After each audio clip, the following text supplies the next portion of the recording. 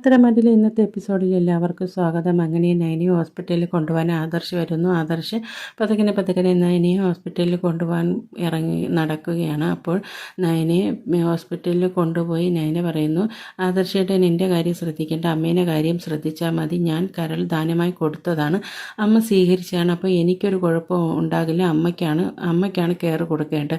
അപ്പോൾ ആദർശ് പറയും, അമ്മയ്ക്ക് നീ കൊടുത്ത ആളെയും സ്വീകരിച്ച ആളെയും നല്ലതുപോലെ കെയർ ചെയ്യണം എന്ന് ആദർശ് പറയണം. ഇത് കഴിഞ്ഞ് ആദർശ് ഹോസ്പിറ്റലിലേക്ക് പോകുമ്പോൾ അവിടെ വെച്ച് അനാമികയുടെ അച്ഛൻ ആദർശിനെ കാണുന്നു. പക്ഷേ ഇത് അവരറിയുന്നില്ല. ആദർശിനെ കണ്ട കാര്യം അനാമികയോട് അച്ഛൻ വിളിച്ച് പറയുന്നു.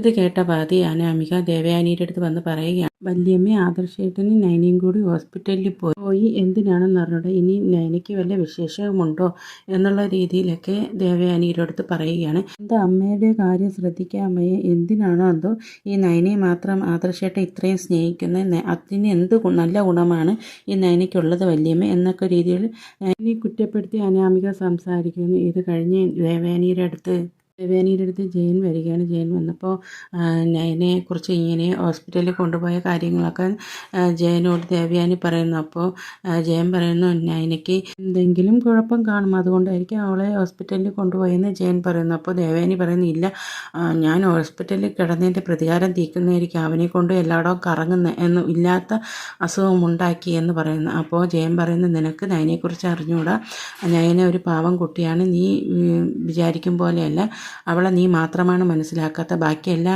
ഈ വീട്ടിലുള്ള ആണുങ്ങളും നയനെക്കുറിച്ച് മനസ്സിലാക്കിയിട്ടുണ്ട്. നിനക്ക് അനാമികയെ മാത്രമല്ലേ ഇഷ്ടം, അന്തമില്ലാതെ നീ ഇപ്പോഴും അനാമികയെ സ്നേഹിക്കുകയാണ്. പക്ഷേ നീ ഒരു നാൾ മനസ്സിലാക്കും, നീ അനാമികയെ സ്നേഹിക്കുന്നതെല്ലാം തെറ്റായിപ്പോയെന്ന്.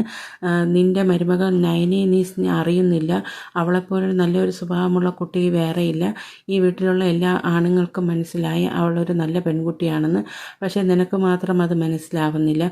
ഒരു നാൾ നീ ഇതിനൊക്കെ പ്രായശ്ചിത്തമായി കരയേണ്ടി വരും എന്നൊക്കെ ജയൻ ദേവയാനിയോട് പറയുന്നു. ഇതൊന്നും മൈൻഡ് ചെയ്യാതെ ദേവയാനി ഇരിക്കുകയാണ്. നയനെ ഇനി ഒരിക്കലും അംഗീകരിക്കുകയും സ്നേഹിക്കുകയും ചെയ്യില്ല എന്ന മട്ടിലാണ് ഇപ്പോഴും ദേവയാനി ഇരിക്കുന്നത്. കഴിഞ്ഞ് കാണിക്കുന്ന നവ്യയാണെങ്കിൽ അബിയുടെ പിന്നാലെ നടക്കുകയാണ്. അബി മലയ്ക്ക് പോകാൻ മാലയിട്ടിരിക്കുകയാണ്. ഇതിനിടയ്ക്ക് അബി വല്ല വ്രതവും തെറ്റിക്കുന്നു എന്നറിയാൻ വേണ്ടി അബിയുടെ പിന്നാലെ നടക്കുകയാണ്. പക്ഷേ അബി ഇത് കാണുന്നില്ല. അബി നല്ലൊരു ഹോട്ടലിൽ കയറി അങ്ങനെ ചിക്കനും എല്ലാം കഴിക്കുകയാണ്. ഇത് കണ്ട് നവ്യയാണെങ്കിൽ അത് വീഡിയോയിൽ പകർത്തിയെടുക്കുകയാണ്. ഇനി ഇത് വീട്ടിൽ കൊണ്ടുവന്ന് കാണിക്കും, വ്രതം തെറ്റിച്ചതിന് ഇനി മുത്തശ്ശൻ്റെ കയ്യിൽ നിന്ന് അബിക്ക് നല്ലത് കിട്ടും. ഇത്രയും കാണിച്ചിട്ടാണ് ഇന്നത്തെ ഭാഗം അവസാനിക്കുന്നത്. ഈ ചാനൽ ഇഷ്ടപ്പെട്ട സബ്സ്ക്രൈബ് ചെയ്യാൻ മറക്കരുതേ.